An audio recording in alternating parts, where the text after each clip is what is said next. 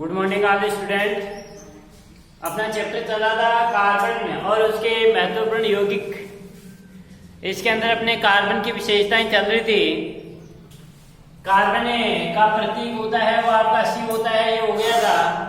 Carbon का परमाणु क्रमांक 6 होता है, कार्बन का परमाणु भार 12 होता है और कार्बन का आपका इलेक्ट्रॉनिक विन्यास होता है वो 1s2 2s2 और 2p2 होता है। ये कार्बन की विशेषताएं अपनी हो गई थी। क्वेश्चन पूछा जाता है कि कार्बन की कोई 4 विशेषताएं लिखिए। तो कार्बन की विशेषताओं के अंदर कार्बन का इलेक्ट्रॉनिक विन्यास क्या होता है 1s2 2s2 और 2p2। कार्बन का जो प्रतीक है वो आपका C होता है और इसका परमाणु क्रमांक 6 होता है और परमाणु भार क्या होता है 12 होता है। कहां तक हो गया था? इलेक्ट्रॉनिक विन्यास तक। अगला है कार्बन की संयोजकता, वो 4 होती है। कार्बन की संयोजकता जो 4 होती है, ये 4 संयोजकता कार्बन कार्बन के मध्य चारों संयोजकता आपकी किस प्रकार से विन्यासित हो सकती है? एक है वो आपका एकल है। चारों संयोजकताएं है वो एकल बंध के द्वारा भी संतुष्ट हो सकती हैं। एक द्विबंध हो सकता है, 2 एकल बंध हो सकते हैं और एक त्रिबंध हो सकता है, एक एकल बंध हो सकता है। इनके द्वारा भी ये कार्बन की संयोजकता संतुष्ट होती है। तो कार्बन की संयोजकता 4 होती है। अगला तीसरा, कार्बन की संयोजकता 4 होती है। कार्बन की संयोजकता 4 होती है तथा यह अपने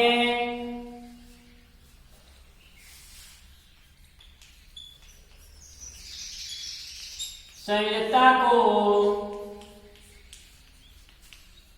संतुष्ट करने के लिए अपने जो 4 संयोजकताएं हैं, चारों संयोजकताओं को संतुष्ट करने के लिए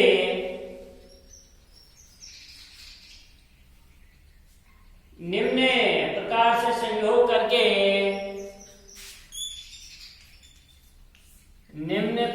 से संयोग करके संयोग करके अणु बनाते हैं। इसमें है फर्स्ट है वह है, मैंने अभी बताया था कि चारों आपके एकल बंध हो सकते हैं।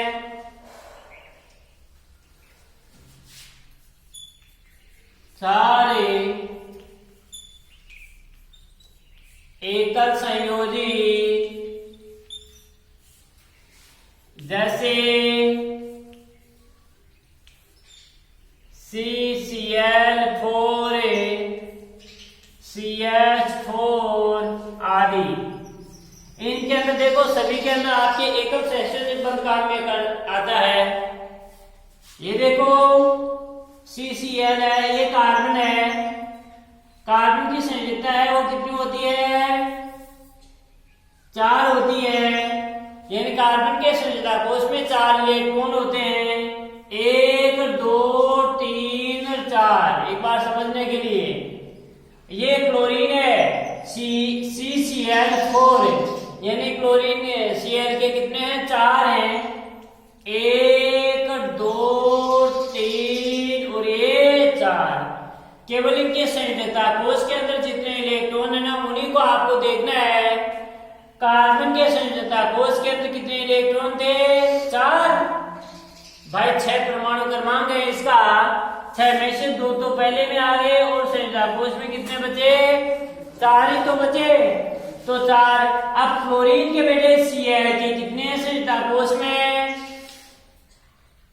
Cl के कितने हैं, क्लोरीन के कितने हैं 4।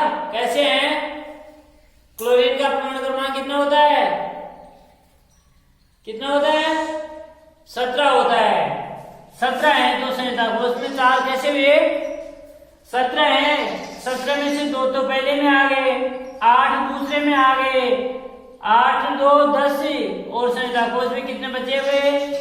7 इलेक्ट्रॉन है। आप कैसे 4 कैसे बता रहे हैं?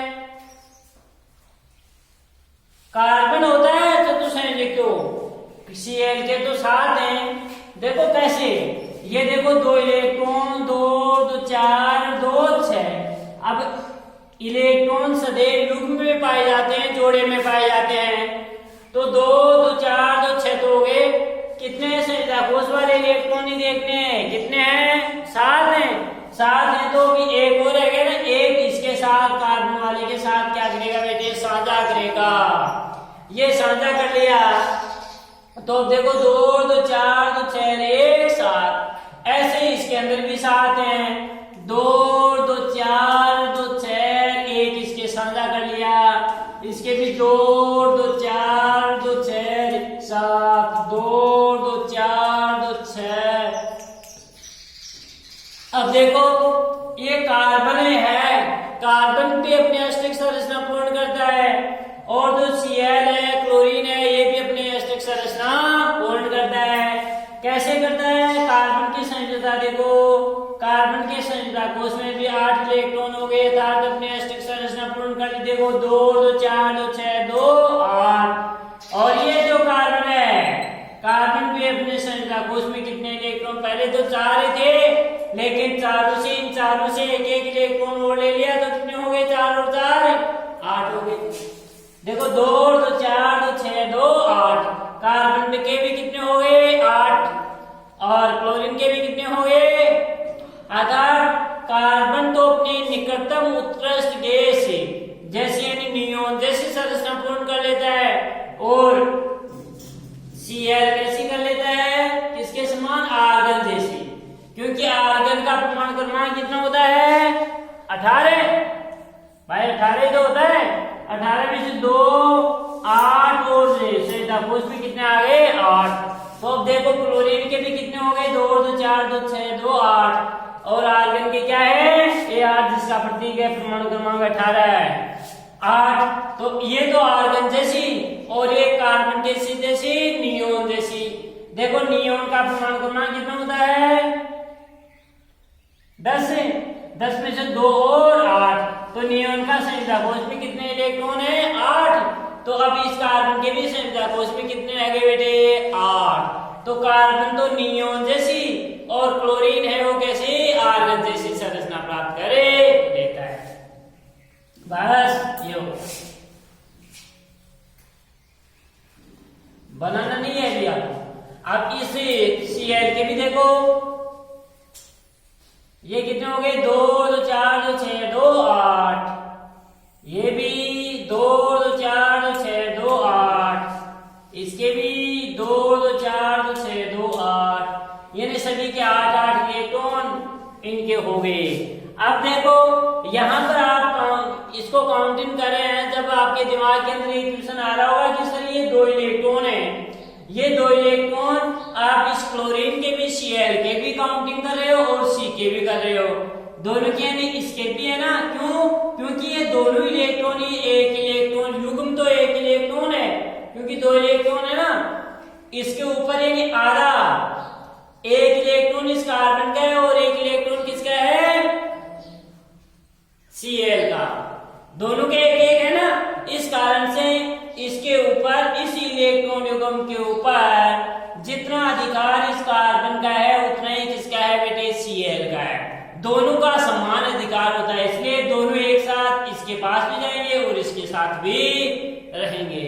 और इस प्रकार से यदि जब कोई एक एक इलेक्ट्रॉन युग्म का साझा करके एक इलेक्ट्रॉन युग्म का एक इलेक्ट्रॉन का साझा करके एक इलेक्ट्रॉन युग्म का निर्माण करता है तो उसको अपन एकल सहसंयोजक बंध कहते हैं। और एकल सहसंयोजक बंध को इसी एक लाइन के द्वारा अपन इंगित करते हैं। अब आगे अपन देखेंगे, जब कोई अणु के परमाणु जब 2-2 इलेक्ट्रॉन का साझा करेंगे भाई, दो यहाँ पर तो देखो एक इलेक्ट्रॉन एक क्लोरीन दे रहा है, एक इलेक्ट्रॉन कार्बन दे रहा है, लेकिन जहां पर 2 इलेक्ट्रॉन एक परमाणु दे रहा है और 2 इलेक्ट्रॉन एक दे रहा है, तो 2 और 2 कितने हो गए, 4 हो गए ना। उस कंडीशन में अपन करेंगे द्विसहसंयोजक बंध का निर्माण। और त्रिसहसंयोजक बंध जब 3 इलेक्ट्रॉन एक परमाणु दे रहा है और 3 इलेक्ट्रॉन एक दे रहा है, इस प्रकार से 3 इलेक्ट्रॉन युग्म का निर्माण कर रहा है। और इन तीनों इलेक्ट्रॉन युग्म पर यदि दोनों परमाणु का समान अधिकार होता है तो उसको अपन क्या कहते हैं, त्रिसहसंयोजक बंधे कहते हैं। भाई जब 2-2 इलेक्ट्रॉन का साझा करके 2 इलेक्ट्रॉन युग्म का निर्माण करते हैं तो उसको तो क्या कहते हैं अपने, द्विसहसंयोजक बंधे।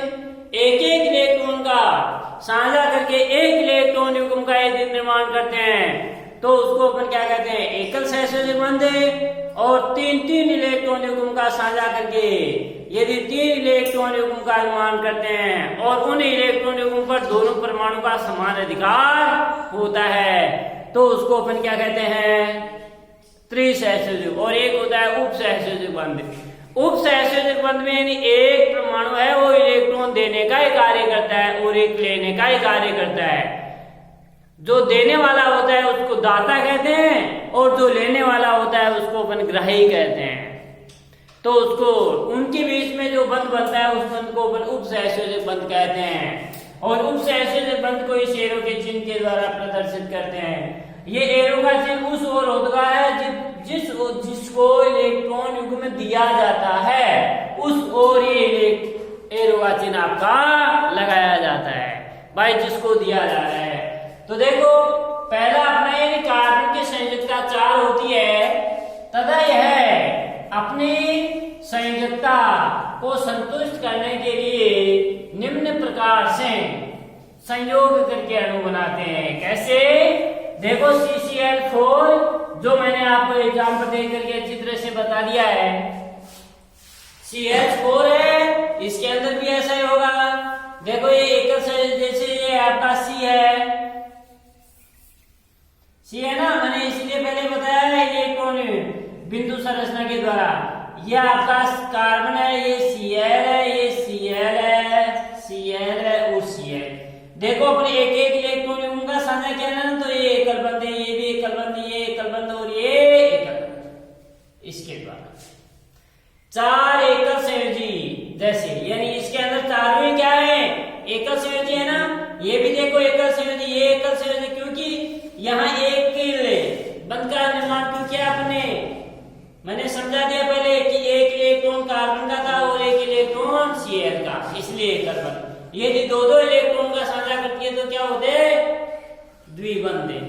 और दूसरा जैसे ये CH4 है, कार्बन है, कार्बन के संयोजकता को उसमें तो 4 इलेक्ट्रॉन है, हाइड्रोजन के पास कितना इलेक्ट्रॉन है, 1 होता है, तो 1 हाइड्रोजन का और इस C का 1 इलेक्ट्रॉन साझा कर दिया हाइड्रोजन, 1 हाइड्रोजन का होगा और 1 Cl का होगा। इस प्रकार से एकल बंध बना दिया, 1 हाइड्रोजन का 1 कार्बन का, इस प्रकार से एकल बंध। तो देखो इसमें चारों एकल बंध बने ना, इसलिए इसको चारों पर एकल बंध के द्वारा कहते हैं बना।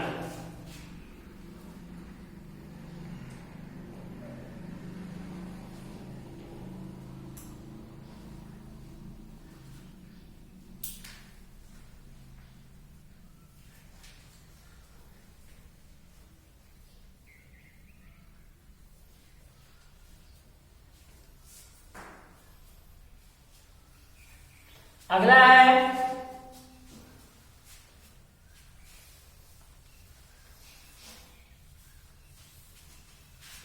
इसमें अंदर देखो चारों है वो एकल संयोजी है और इसमें 2 एकल संयोजी और 1 द्विसंयोजी परमाणु से भी बन सकता है। 2 एकल संयोजी व 1 द्विसंयोजी जैसे फॉर्मेल्डिहाइड है, फॉर्मेल्डिहाइड इसी से बनाया जाता है जैसे फॉर्मेल्डिहाइड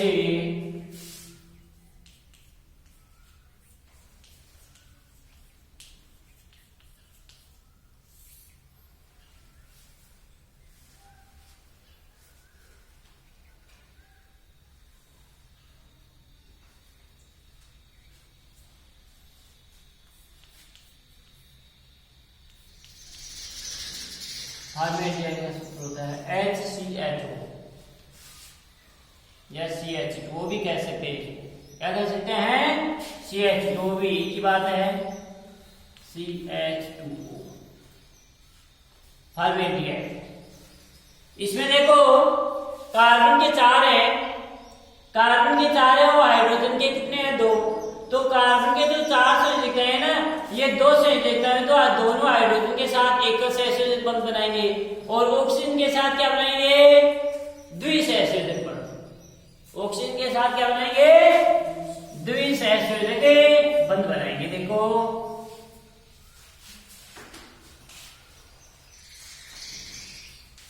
ये कार्बन है, ये एक हाइड्रोजन, ये आपका दूसरा हाइड्रोजन और ये O।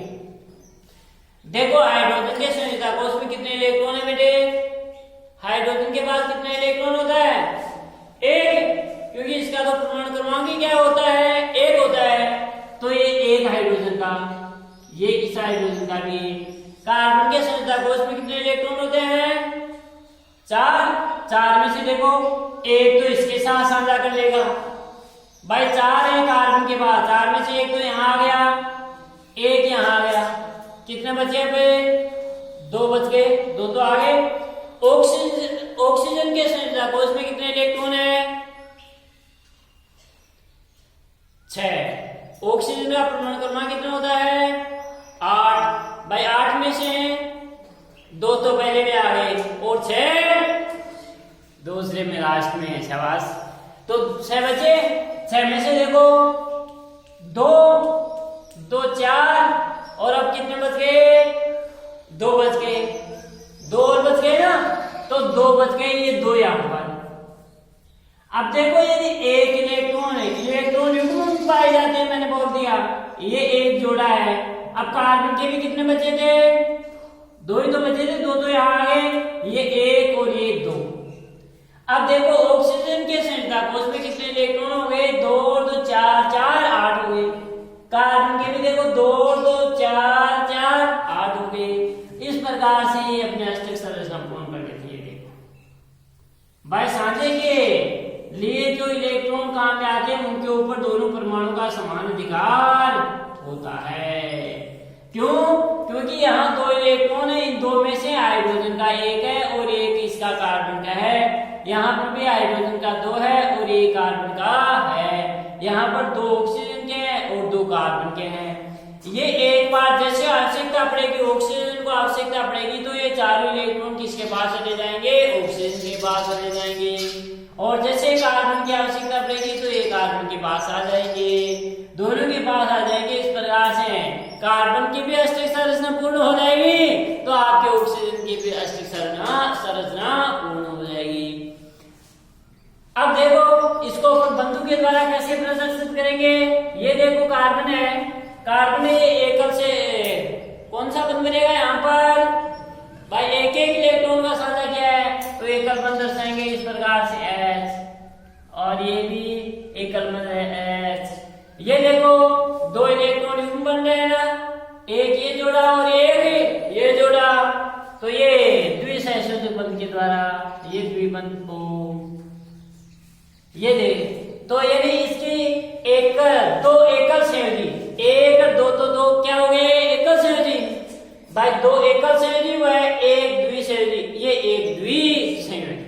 बस समझ में आ गई बात? इस प्रकार से ये तो इसकी इलेक्ट्रॉन बिंदु संरचना है, ये तो क्या है? इलेक्ट्रॉन बिंदु संरचना। तो दोनों बना लो थे। यानी ऐसे समझ में कैसे आया कि यहाँ पर एकल बंध क्यों लगाया? क्योंकि एक एक इलेक्ट्रॉन का साझा किया। यहाँ पर अपन ने द्विबंध क्यों लगाया? क्योंकि 2 इलेक्ट्रॉन का इसने साझा किया था।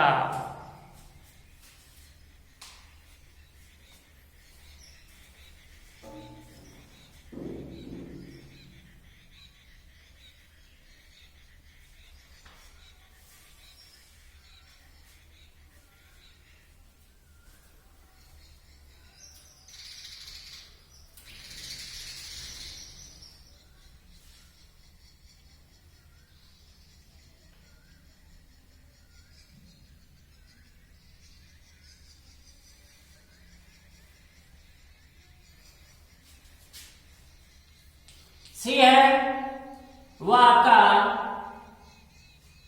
एक ही एकल संयोजी और एक ही त्रिसंयोजी।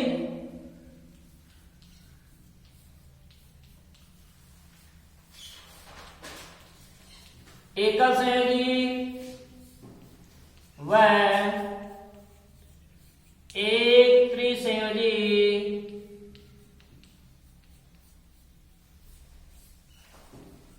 त्रिसंयोजी परमाणु।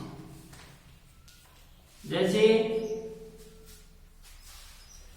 आपका है हाइड्रोजन साइनाइड,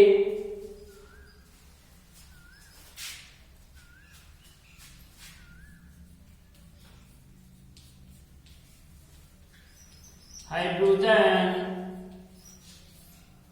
साइनाइड,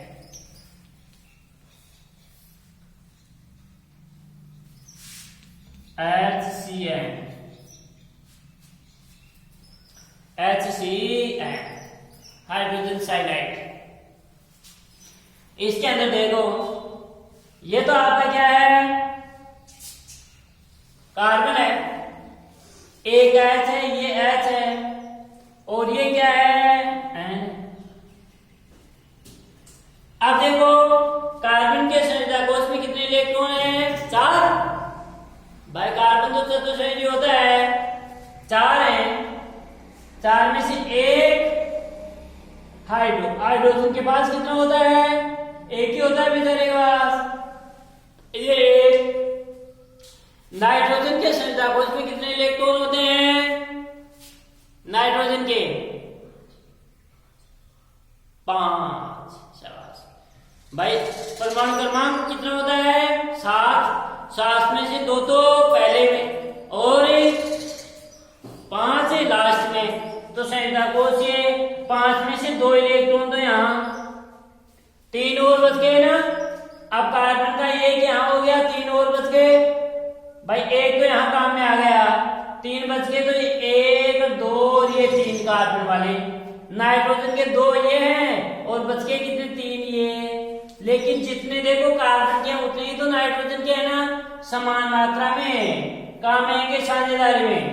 अब इसके ऊपर जितना अधिकार इस कार्बन का होगा उतना ही किसका होगा, हाइड्रोजन का होगा, उतना ही नाइट्रोजन का होगा।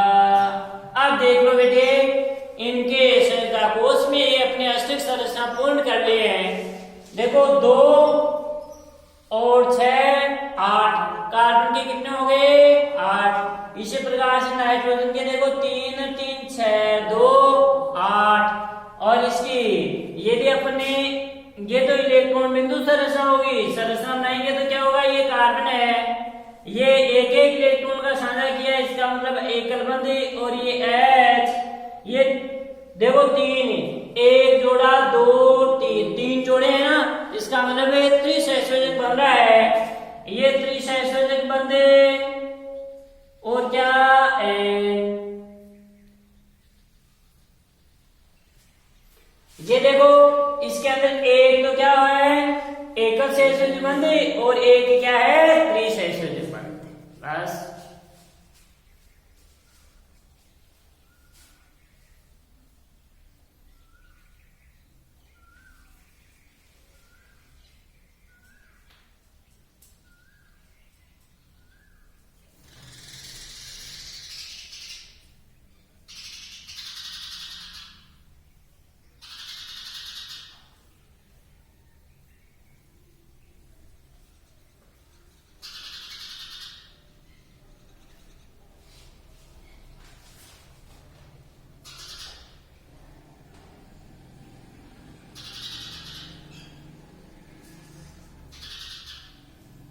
अगली विशेषता आती है चौथी अपनी, ये इंपॉर्टेंट है, जो अपने अभी बढ़ी कि एकल बंधे, द्विबंधे और त्रिबंधे।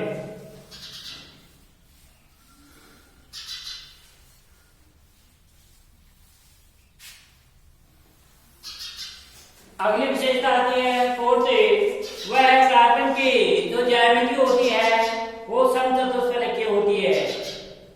इसमें जिसमें चारों संयोजकताएं एक समचतुष्फलक निर्देशित रहती है तथा कार्बन परमाणु है वो समचतुष्फलक के केंद्र में होता है। और संयोजकताओं के मध्य जो बंद कोण का मान है वो मैंने कल ही बता दिया था, कितना होता है 109 डिग्री 28 मिनट होता है। तो फोर्थ है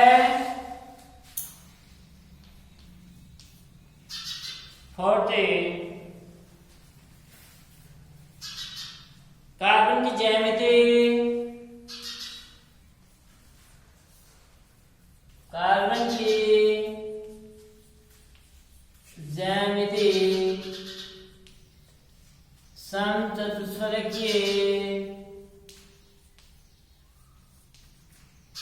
समचतुष्फलकीय होती है। कार्बन की ज्यामिति समचतुष्फलकीय होती है।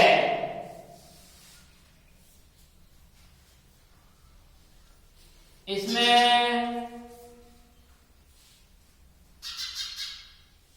चारों संयोजकताएं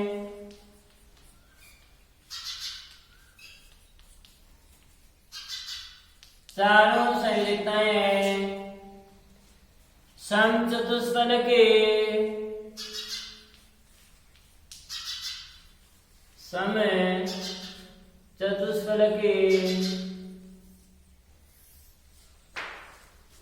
के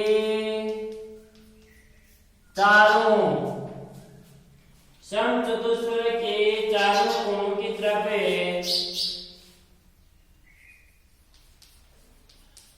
चारों कोणों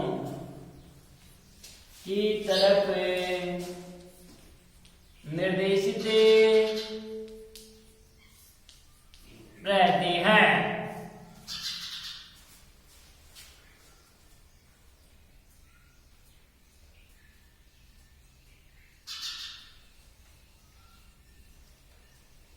निर्देशित रहती हैं तथा कार्बन परमाणु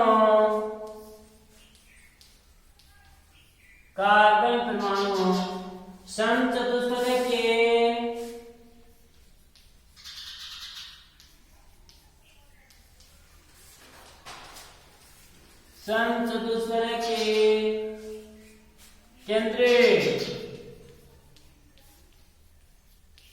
केंद्र पर होता है।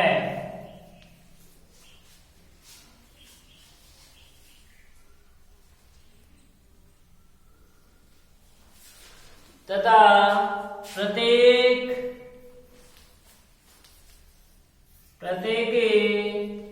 संयोजकता के मध्य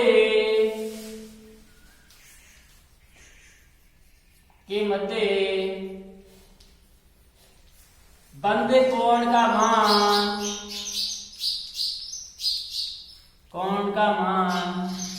109 डिग्री 28 मिनट होता है। बंद कोण का मान 109 डिग्री 28 मिनट होता है।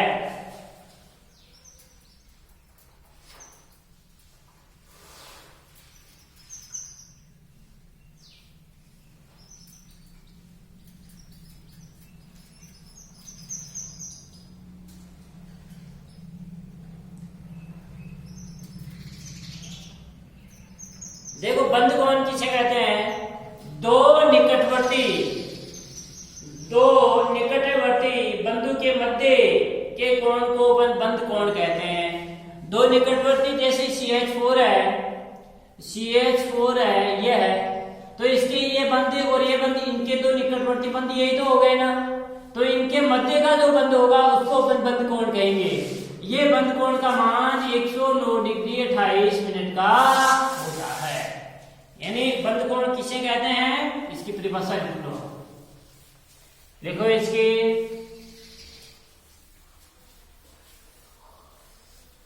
बंद कोण है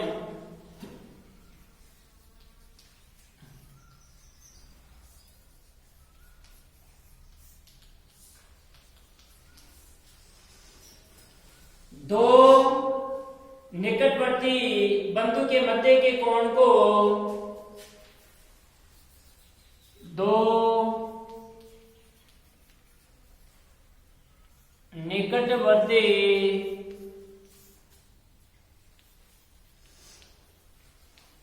बंधुओं के मध्य के कोण को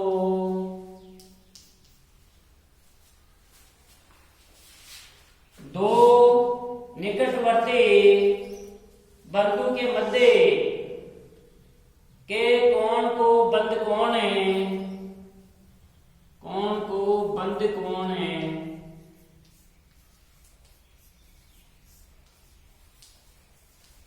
कहते हैं। जैसे जो CH4 है, मेथेन है, इसमें बंद कोण का मान, जैसे मेथेन CH4 मेथेन में बंद कोण का मान 109 डिग्री 28 मिनट होता है।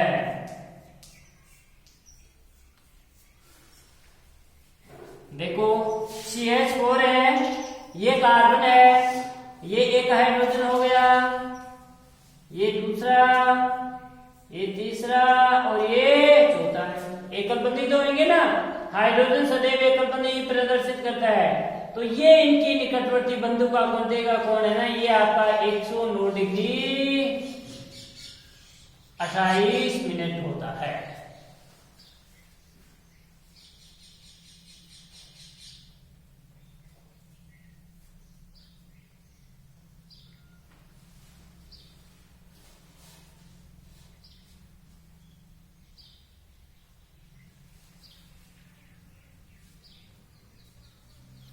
अगला इसका जो इंपॉर्टेंट गुण है, विशेषता है, वह है कि कार्बन परमाणु है, कार्बन कार्बन से जुड़ करके अपनी जो संरचना है वो साकित, असाकित और चक्रीय संरचना बनाता है। भाई कार्बन कार्बन से जुड़ करके साकित, असाकित और चक्रीय यौगिकों का निर्माण या चक्रीय संरचना का निर्माण करता है।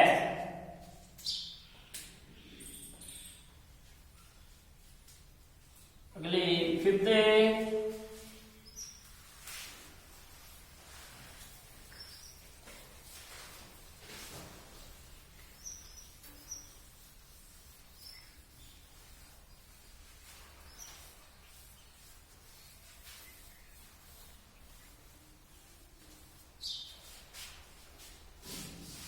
कार्बन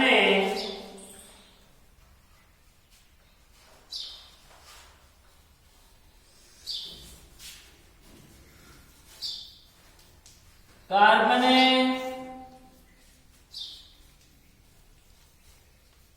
कार्बन से जुड़कर साकित, असाकित, असाकित और चक्रीय चक्रीय यौगिकों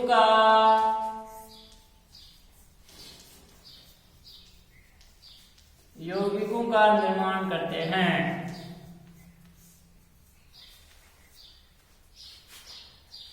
कार्बन कार्बन से जुड़कर के साकित, असाकित और चक्रीय यौगिकों का निर्माण करते हैं। कार्बन के इसी गुण को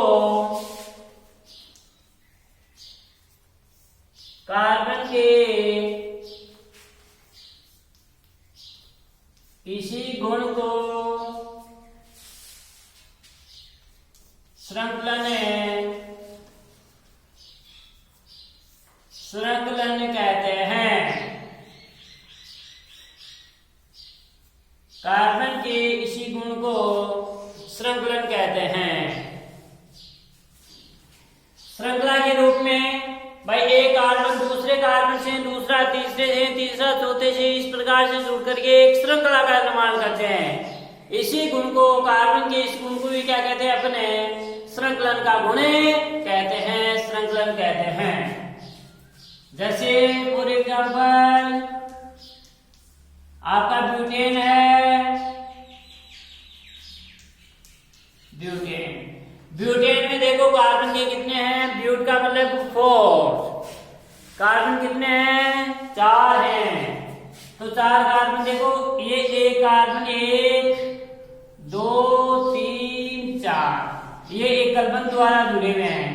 अब कार्बन चतुश्रेणी है, अपन यहां पर पढ़ रहे हैं हाइड्रोकार्बन, हाइड्रोजन और कार्बन पढ़ रहे हैं। तो इसकी जितनी संयुक्ता कार्बन क्या होता है, मैंने ऊपर बता दिया है। कार्बन कैसा होता है? चतुष्फलकीय, यानी कार्बन की 4 संयुक्ताएं होती हैं। तो एक है, इसके 3 कंपाउंड है ना, 1 2 और ये 3 क्या लगा देंगे? हाइड्रोजन। या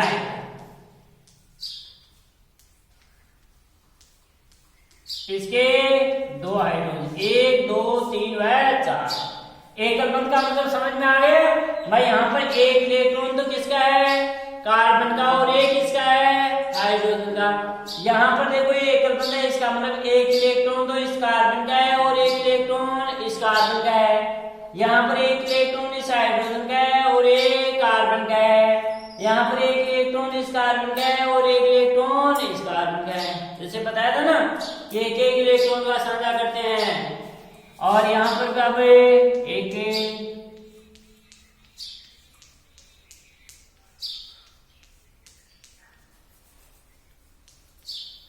ये श्रृंखलन की प्रवृत्ति, यानी एक कार्बन से देखो दूसरा, दूसरे से तीसरा, तीसरे चौथा, इस प्रकार से जुड़ते रहेंगे। इसे कहते हैं अपन श्रृंखलन की प्रवृत्ति। तो ये तो क्या हो गई? साकित है क्या? असाकित संरचना हो गई, असाकित। शाखा का मतलब तो है जैसे अपना पेड़ होता है, पेड़ के ब्रांच में शाखाएं निकल आती है ना। तो अब देखो इसके शाखित भी, यदि अपन CH3 समय इधर और लगा देंगे तो वह आपकी शाखित हो गई, वह शाखित हो गई। तो ये कौन सी संरचना होगी? अशाखित, अशाखित।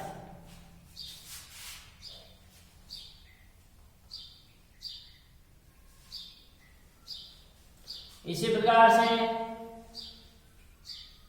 ये सी है,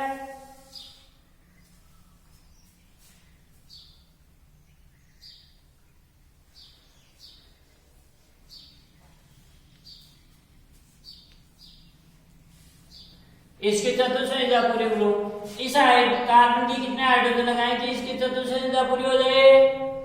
एक है, कितने वो लगाएंगे? 3, बस सीधा सा है। 1 2 और ये 3, इसके 1 2 हैं, कितनी लगेगी? 2 हाइड्रोजन। इसके 2 3। ये कौन सी? देखो इसकी आपकी एक शाखा के रूप में हो गई ना भाई, एक ही क्या हो गई?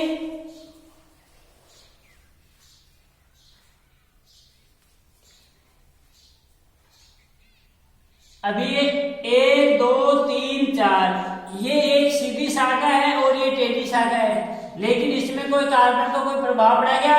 नहीं पड़ा। नहीं पड़ा तो अभी ये शाखित नहीं हुई है, अभी ये अशाखित ही है भाई। ये तो क्रमबद्ध तरीके से देखो 1 2 3 4, एक कार्बन के ऊपर जब 2 कार्बन लगेंगे ना तब वो आपकी शाखित होगी। ये देखो इसके लग गया,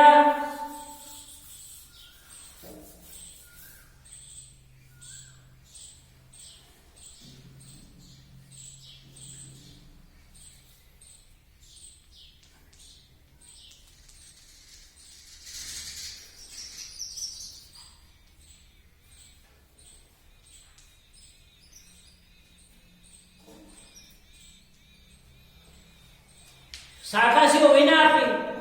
भाई देखो 1 2 3 3 है और ये एक इसकी शाखा कट गई ना, इसलिए इसको अपन आइसो कहते हैं। इसका नाम क्या हो, ये ब्यूटेन है, ये क्या हो गया आइसोब्यूटेन।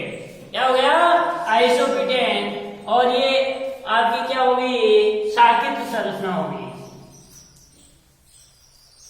शाखित आइसोब्यूटेन।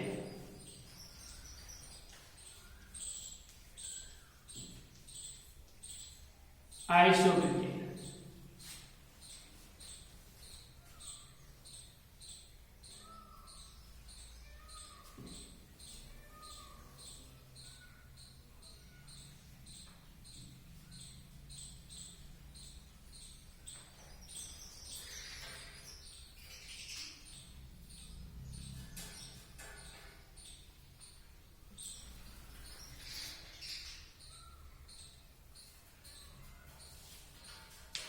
अब देखो चक्रीय, चक्रीय के अंदर क्या, ये चारों कार्बन हैं, चारों एक दूसरे से आपके जुड़े रहेंगे।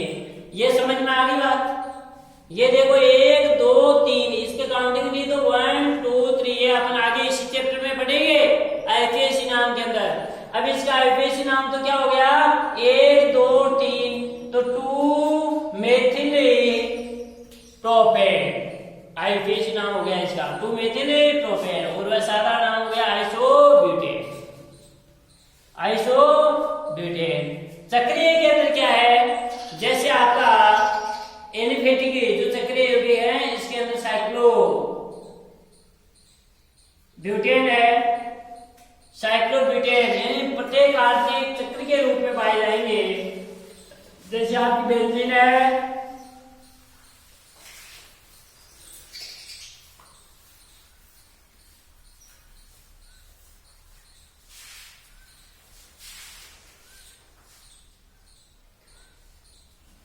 ये कार्बन या दूसरा तीसरा और ये चौथा एक चक्र के रूप में हो गया ना। इसके कितने हाइड्रोजन लगाए 1 2 है, 2 हाइड्रोजन, 1 और ये 2, इसके भी 1 और ये 2, इसके भी 1 और ये 2। ये हो गया आपका क्या साइक्लोब्यूटेन। क्या हो गया साइक्लोब्यूटेन।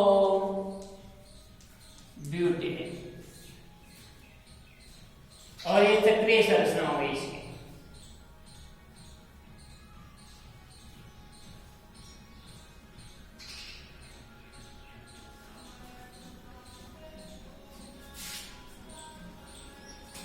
चक्रीय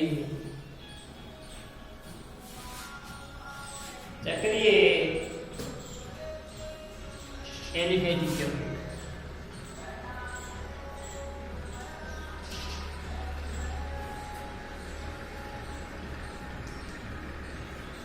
चक्रीय एलिफेटिक यौगिक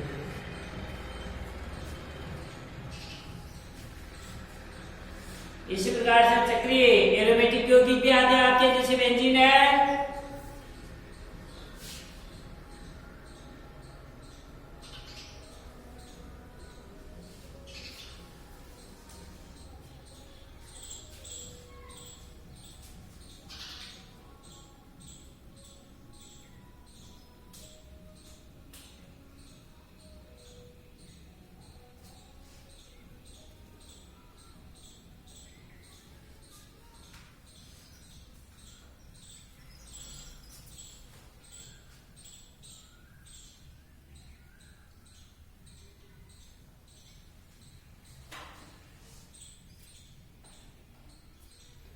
चक्रीय एलिफेटिक यौगिक जैसे बेंजीन है वो आपका चक्रीय एरोमेटिक यौगिकों के अंदर आता है। बेंजीन चक्रीय एरोमेटिक यौगिकों के अंदर आता है।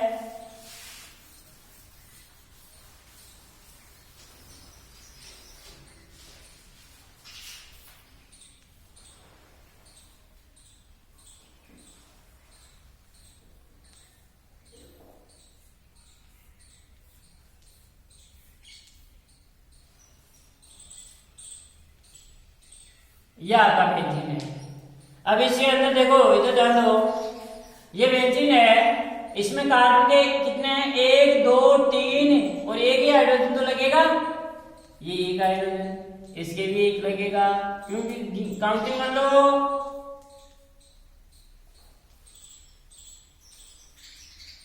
बेंजीन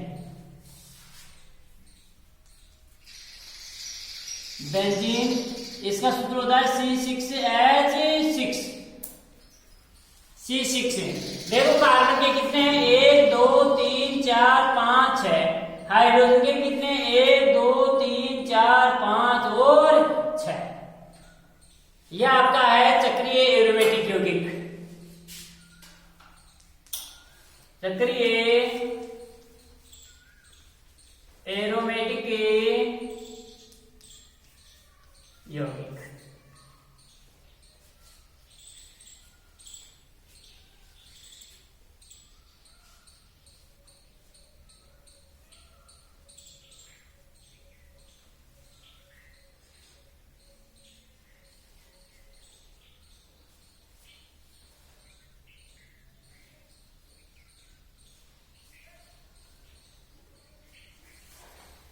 अगली विशेषता आती है, वो कार्बन है, कार्बन परमाणु कार्बन से जुड़ करके एकल, द्वि और त्रि बंध का निर्माण करता है। भाई कार्बन परमाणु कार्बन से जुड़ करके एकल, बंध, द्विबंध और त्रिबंध का निर्माण करता है।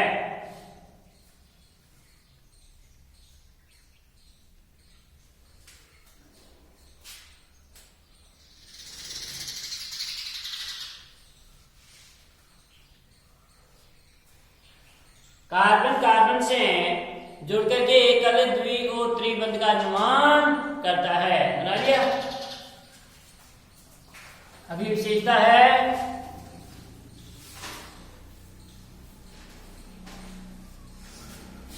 कार्बन है,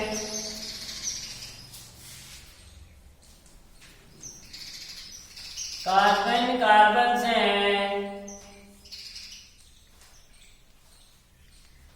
जुड़कर एकल बंध,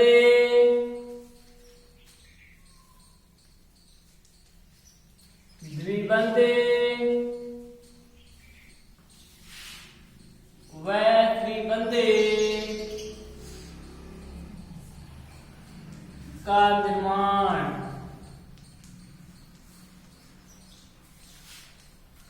करता है। जैसे एक कार्बन है, दूसरे कार्बन से एकल बंध बना सकता है, एक कार्बन दूसरे कार्बन से द्विबंध बना सकता है, एक कार्बन दूसरे कार्बन से त्रिबंध बना सकता है। ये आपका एल्केन श्रेणी है, ये एल्कीन श्रेणी है, और ये एल्काइन श्रेणी का है। एल्काइन, एल्केन, एल्कीन और एल्काइन श्रेणी।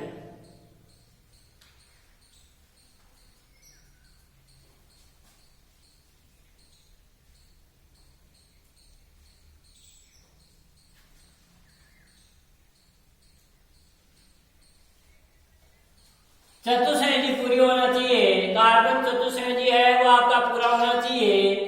कार्बन कार्बन के मध्य देखो एकल बंध आ सकता है, कार्बन कार्बन के मध्य द्विबंध आ सकता है, और कार्बन कार्बन के मध्य त्रिबंध आ सकता है, लेकिन चतुश्रेणी है वो आपका पूरा होना चाहिए। और चतुश्रेणी देखो 3 रे 4, 3 रे 4, 1 2 3 है 4, 1 2 3 है 4, 1 2 3 4, 1 2 3 4। कार्बन चतुश्रेणी आपका होना चाहिए। इसके बाद में अगला टॉपिक आता है अपना हाइड्रोकार्बन। उसको अपन देख, कल आपको ये विशेषताएं हैं, ये आपको अच्छी तरह से याद होनी चाहिए। इसको कल के सारांश के अंदर पढ़ेंगे। Thank you.